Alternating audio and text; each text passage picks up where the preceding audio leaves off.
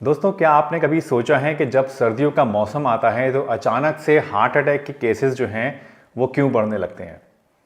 ना सिर्फ heart attack बल्कि यूं कहें कि बाकी भी अलग अलग तरह की जो कार्डियोवैस्कुलर डिजीज़ेज़ हैं, जैसे कि कार्डियक फेलियर है या एरिथमिया है या हाइपरटेंशन है या इवन स्ट्रोक, इस तरह की जितनी भी बीमारियां होती हैं ये अचानक से सर्दियों में बढ़ने लगती है। इनके इंसिडेंसेस बढ़ने लगते हैं। कभी सोचा है ऐसा क्यों होता है? आज की इस वीडियो में दोस्तों हम इसी के बारे में बात करने वाले हैं, जहां मैं आपके साथ डिस्कस करूंगा कि वो 4 कौन से ऐसे बड़े रीजंस हैं जिसके कारण से ये प्रॉब्लम्स जो हैं वो सर्दियों में अचानक से बढ़ने लगती हैं। और इसी के साथ साथ हम ये भी डिस्कस करेंगे कि इन प्रॉब्लम्स से कैसे बचा जा सकता है, सर्दी के मौसम में अपने आप को ज़्यादा सेफ कैसे रखा जा सकता है। तो अगर आप कोई कार्डियक पेशेंट हैं, हार्ट पेशेंट हैं, या अगर आपके घर में कोई इस तरह का पेशेंट है जिसको रिस्क है कार्डियक प्रॉब्लम्स होने का, तो सर्दी के मौसम में उसे ज़रूरत होती है बहुत ही ज़्यादा स्पेशल केयर की। तो चलिए दोस्तों, अगर इस बारे में जानना चाहते हैं तो इस वीडियो में मेरे साथ अंत तक ज़रूर बने रहिएगा। मैं हूं डॉक्टर सलीम और आप देख रहे हैं आपका अपना यूट्यूब चैनल हेल्दी हमेशा।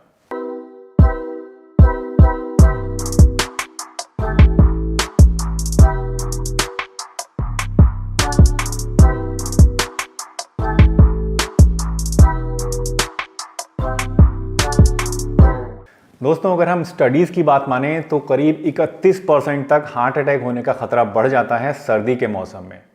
और यही नहीं, अगर टेम्परेचर 15 डिग्री से कम होने लगता है तो स्ट्रोक जैसी बीमारी होने का जो खतरा है वो करीब 80% तक बढ़ जाता है। अब आप सोच रहे होंगे कि ऐसा क्यों होता है, क्यों ये खतरा बढ़ जाता है। देखिए, जब सर्दी का मौसम होता है तो सर्दी में हमारे जो ब्लड वेसल्स होते हैं वो कॉन्स्ट्रिक्ट करने लगते हैं, यानी टाइट होने लगते हैं। इसी के साथ साथ क्योंकि सर्दी के मौसम में बॉडी का टेम्परेचर गिरने लगता है, तो उसको वार्म करने के लिए, उस बॉडी को गर्म रखने के लिए जो हमारा ब्लड है वो ज़्यादा प्रेशर से पूरी बॉडी के अंदर सर्कुलेट करता है। और ये दोनों ही चीज़ें मिलके जो है हमारे हार्ट के ऊपर एक एक्स्ट्रा बर्डन डाल देते हैं। अब चूंकि हार्ट को भी ब्लड सप्लाई की ज़रूरत होती है काम करने के लिए, और सर्दी में क्योंकि ब्लड वेसल्स कॉन्स्ट्रिक्ट हो रहे हैं, तो जो कोरोनरी आर्टरी है, यानी वो आर्टरी, वो ब्लड वेसल जो कि हमारे दिल को सप्लाई करता है ब्लड काम करने के लिए, वो भी जाहिर सी बात है कॉन्स्ट्रिक्ट होती है। तो इसकी वजह से कहीं ना कहीं ब्लड की जो सप्लाई है हार्ट की वो भी कम हो जाती है और एक्स्ट्रा बर्डन हार्ट के ऊपर पड़ जाता है। तो ये सारी चीज़ें मिलके जो है हार्ट अटैक होने का जो रिस्क है, एंजाइना होने का जो रिस्क है, या अलग अलग तरह की जो बीमारियां दिल से रिलेटेड हैं उनके होने का जो खतरा है उसको बढ़ा देता है। और यही वजह है कि सर्दी के मौसम में हार्ट अटैक्स ज़्यादा देखने को मिलते हैं। दूसरा सबसे बड़ा कारण जो है जिसकी वजह से हार्ट अटैक्स होने का खतरा बढ़ जाता है सर्दियों के मौसम में, वो ये कि सर्दियों में हमारी बॉडी में जो ब्लड वॉल्यूम है वो बढ़ने लगता है। देखिए, जब गर्मियों का मौसम होता है तो हमारी बॉडी से कंटिन्यूसली स्वेटिंग होती रहती है, पसीने हमें बहुत ज़्यादा आते हैं, और इस पसीने के साथ जो है हमारी बॉडी से फ्लूइड लॉस तो होता ही है, उसके साथ साथ जो है सॉल्ट्स भी हमारी बॉडी से निकलते हैं। और ये दोनों ही वजह से जो गर्मियों का मौसम होता है उसमें ब्लड वॉल्यूम उतना ज़्यादा नहीं होता है, जो वाटर का जो लेवल होता है हमारी बॉडी में वो कम होता है। बट सर्दियों के मौसम में क्योंकि स्वेटिंग उतनी ज़्यादा हमें नहीं होती है, तो इसकी वजह से बॉडी के अंदर वाटर रिटेंशन भी होता है और सॉल्ट्स जो हैं वो भी बॉडी से नहीं निकल पाते हैं। और इन दोनों ही वजह से जो ब्लड वॉल्यूम है वो कंपैरेटिवली सर्दियों में ज़्यादा होता है। जब ये ब्लड वॉल्यूम हमारी बॉडी में ज़्यादा होता है तो इसकी वजह से क्या होता है कि हमारा ब्लड का जो प्रेशर है, यानी बीपी जो है वो राइज होने लगता है, शूट करने लगता है। अक्सर आपने देखा होगा सर्दियों के मौसम में लोगों का ब्लड प्रेशर काफ़ी ज़्यादा हाई रहता है, उसकी यही वजह है। और ब्लड प्रेशर बढ़ना जो है ये हार्ट अटैक के होने के लिए एक बहुत बड़ा रिस्क फैक्टर होता है। और ये ब्लड वॉल्यूम का बढ़ना इसी वजह से एक बहुत बड़ा रीज़न बन सकता है, कारण बन सकता है किसी के अंदर हार्ट अटैक के पैदा होने का। तो दूसरा रीज़न ये है कि हमारी बॉडी के अंदर जो ब्लड वॉल्यूम है वो बढ़ने लगता है। तीसरा रीज़न जिसकी वजह से हार्ट अटैक होने का खतरा सर्दियों में बढ़ जाता है वो ये कि सर्दी के मौसम में कई बार हार्मोनल चेंजेस भी हमारी बॉडी के अंदर होने लगते हैं, और इन हार्मोनल चेंजेस के होने की वजह से जो ब्लड क्लॉटिंग फैक्टर्स हैं उनका लेवल ब्लड में बढ़ जाता है।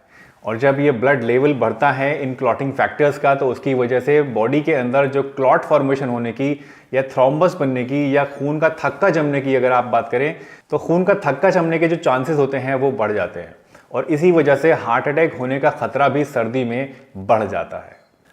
चौथा रीज़न ये है कि जब सर्दियों का मौसम आता है तो अक्सर हमारी जो कैलोरी इनटेक है वो बहुत ज़्यादा बढ़ जाती है, और इसके साथ साथ जो हमारी फिजिकल एक्टिविटी है वो कम हो जाती है। और ये दोनों ही चीज़ें मिलके क्या करती हैं कि हमारे अंदर बॉडी में बहुत सारे ऐसे चेंजेस हैं जिनको पैदा करती हैं।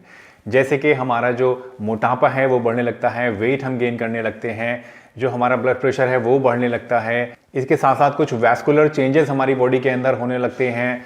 हमारा जो ट्राइग्लिसराइड लेवल है या कोलेस्ट्रॉल लेवल है वो बढ़ना शुरू हो जाता है। जो क्लॉट फॉर्मेशन होने के चांसेस हैं वो सीडेंटरी लाइफस्टाइल की वजह से बढ़ने लगते हैं। और ये सारे ही फैक्टर्स मिलके एक बहुत बड़ा कारण बनते हैं हार्ट अटैक जैसी प्रॉब्लम के रिस्क को बढ़ाने के लिए। तो सीडेंटरी लाइफस्टाइल और ज़्यादा कैलोरी इंटेक भी एक बहुत बड़ा रीज़न है हार्ट अटैक्स को प्रेसिपिटेट करने के लिए सर्दियों के मौसम में। तो ये तो वो 4 फैक्टर्स हो गए जिसकी वजह से आपको सर्दियों के मौसम में हार्ट अटैक जैसी बड़ी बीमारी होने का खतरा बढ़ जाता है। अब बात करते हैं कि हमें क्या करना चाहिए, कौन से ऐसे मेजर्स लेने चाहिए, क्या उनसे ऐसे टिप्स हैं जिन्हें हमें फॉलो करना चाहिए, जिनकी मदद से हम अपने आप को सर्दी के मौसम में ज़्यादा सेफ रख सकते हैं, हार्ट अटैक जैसी बड़ी बीमारियों से अपने आप को बचा सकते हैं। दोस्तों, ये जानने से पहले कि कौन सी ऐसी प्रिकॉशंस हैं जो हमें फॉलो करनी चाहिए, पहले ये जान लेते हैं कि कौन ऐसे लोग हैं जो ज़्यादा रिस्क में हैं। देखिए, अगर आपकी उम्र 60 साल से ज़्यादा है तो आपको ख़तरा बहुत ज़्यादा है। अगर आप कोई स्मोकर हैं या अल्कोहलिक हैं तो उस केस में भी आपको काफ़ी ज़्यादा खतरा है सर्दियों में हार्ट अटैक जैसी प्रॉब्लम होने का। अगर आप सीडेंटरी लाइफस्टाइल जीते हैं, यानी आप ज़्यादा फिजिकल एक्टिविटी नहीं करते हैं, या अगर बहुत ज़्यादा स्ट्रेस में आप रहते हैं, तो ये भी ऐसी 2 कैटेगरीज हैं जिनको इस तरह की प्रॉब्लम्स कार्डियोवैस्कुलर होने का खतरा सर्दियों में बढ़ जाता है। और अगर इस तरह का कोई भी रिस्क फैक्टर आपके अंदर है तो आपको जो प्रिकॉशंस लेनी चाहिए उसमें सबसे पहली प्रिकॉशन ये है कि आपको ठंड से बचना चाहिए। इसके साथ साथ अगर आप अल्कोहलिक हैं तो आपको अल्कोहल मॉडरेशन में हमेशा लेना चाहिए। जब मैं बात करता हूं मॉडरेशन की, तो अगर आप मेल हैं तो एक दिन में आपको 2 पैक से ज़्यादा यानी 2 ड्रिंक से ज़्यादा नहीं लेने हैं। अगर आप फीमेल हैं तो आपको एक दिन में 1 ड्रिंक से ज़्यादा नहीं लेना है। इसके साथ साथ अगर आप अंडरवेट हैं यानी आपका वेट कम है, तो चाहे आप मेल हैं चाहे आप फीमेल हैं, आपको एक दिन में 1 ड्रिंक से ज़्यादा कतई नहीं लेना है।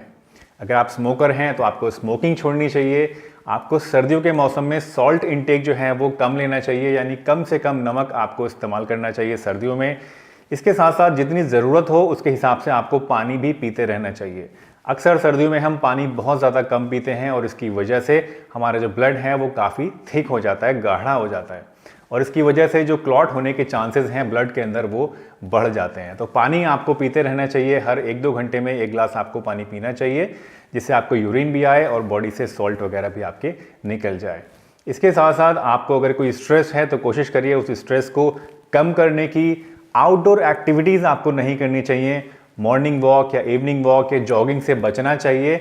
इसकी जगह आप इंडोर एक्टिविटीज़ कर सकते हैं। योगा या प्राणायाम आप कर सकते हैं, किसी ट्रेडमिल पे आप चल सकते हैं, दौड़ सकते हैं। इस तरह का कोई भी इंडोर एक्टिविटी आप कर सकते हैं। एक और बहुत इंपॉर्टेंट चीज़ जिसका आपको ध्यान रखना चाहिए वो ये कि सर्दियों के मौसम में कभी भी आपको कोल बेस्ड हीटर का इस्तेमाल नहीं करना चाहिए। यानी कोयला जिसके अंदर हम डालते हैं अंगीठी वगैरह, उसका इस्तेमाल कभी भी कमरे को गर्म करने के लिए नहीं करना चाहिए। या फिर अगर आप कोई इलेक्ट्रिक हीटर इस्तेमाल कर रहे हैं तो उसमें एलिमेंट वाला हीटर आपको इस्तेमाल नहीं करना चाहिए जो जलता है। उससे क्या होता है कि अगर आप इस तरह का हीटर गर्म जगह में इस्तेमाल करते हैं तो वहाँ ऑक्सीजन की कमी हो जाती है, और ये भी एक बहुत बड़ा प्रेसिपिटेटिंग फैक्टर हो सकता है आपके अंदर बड़ी किसी बीमारी को पैदा करने का, या फिर आपको एस्फिक्सिया वगैरह होने का खतरा भी बढ़ सकता है। Last but not the least, सर्दियों में आपको अपना ब्लड प्रेशर और ब्लड शुगर रेगुलर इंटरवल पर चेक कराते रहना चाहिए। स्पेशली अगर आप इस रिस्क फैक्टर वाले ग्रुप में आते हैं जिनके बारे में अभी मैंने आपको बताया, तो उस केस में आपको हर रेगुलर इंटरवल पे हर 15 दिन में या 20 दिन में या 1 महीने में आपको अपना ब्लड शुगर भी चेक कराना चाहिए और अपना ब्लड प्रेशर भी रेगुलरली मॉनिटर करते रहना चाहिए। दोस्तों, मुझे उम्मीद है आज की ये वीडियो आपको ज़रूर पसंद आई होगी और इस वीडियो से आपने कुछ ना कुछ नया ज़रूर सीखा होगा। अगर ये वीडियो आपको पसंद आई है तो इसे एक बड़ा सा लाइक ज़रूर दीजिए। इस चैनल पर अगर नए हैं तो फटाफट चैनल को सब्सक्राइब भी कर लीजिए ताकि हमारी आने वाली सभी वीडियोस आपको टाइम रहते देखने को मिल जाएं। सर्दियों के मौसम में उससे बचने के लिए और अपने आप को हेल्दी बनाए रखने के लिए आप क्या क्या मेजर्स अपनाते हैं, अपने थॉट्स हमारे साथ कमेंट सेक्शन में ज़रूर शेयर करिए और आगे भी हमारे साथ इस सफ़र में इसी तरह बने रहिए। मैं डॉक्टर सलीम आपसे विदा लेता हूं इस वादे के साथ कि फिर मिलूंगा आपसे इसी चैनल पर एक नई वीडियो के साथ। तब तक के लिए अपना बहुत ध्यान रखिए। Tata, bye bye and stay healthy हमेशा।